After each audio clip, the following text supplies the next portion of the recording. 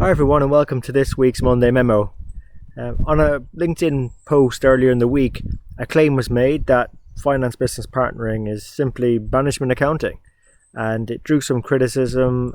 So was this criticism fair or unfair?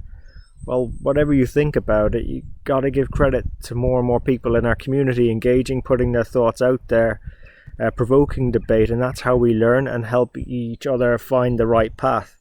So I suppose let's maybe be fair about it and say, well, look, why are we getting into an argument over a name? And there are some similarities. If you think about it, in the early days, a lot of people were using the techniques from both management accounting within finance business partnering. And but finance business partnering is not a new thing. It's been around since 1963. And it's actually a natural home for a lot of management accountants. That's where I sort of started my career. We have access to data, decision makers, we're trained to make sense of the data, have a broad view of the business to some degree. So we've got a lot of comparative advantages. But there's a lot of differences too. When you start to think about it, as much as management accounting and finance business partnering about preserving and creating value for organizations, the divergence begins to happen when the business partnering mindset is about trying to help businesses go capture some of those value creation opportunities. And that therefore requires an enhanced focus and capability around influencing skills, building rapport, how to better engage and indeed listen. Yeah, buddy. And how influencing combines with insights to deliver impact. You can have the greatest technical skills and relationships to get a seat at the table, but you won't be keeping it for long if you don't know how to make an impact with all of that. Weave the influence and the insights into a story and visualize not what just needs to be done, but go how implemented with the business. And you can't just say finance business partnering evolved from management accounting.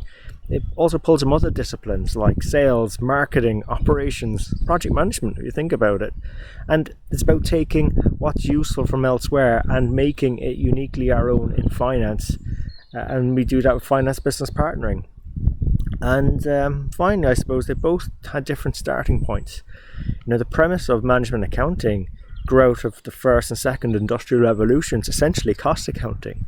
And that's where, I suppose, if you think about it, finance business partnering grew out of the third industrial revolution, the sort of increase in computers in our workspaces, if you think Excel.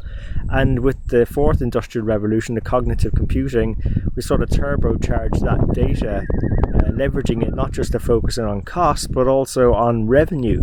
So it's about cost and revenue accounting, I guess, and supporting decisions around all parts of the P&L, the balance sheet and the cash flow.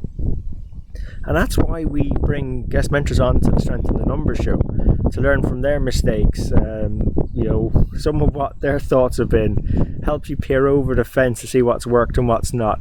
And we deconstruct what they say with them word for word, so that you can practically figure out what works based on their stories and go and solve more meaningful problems for your organizations and have more rewarding careers in accounting and finance.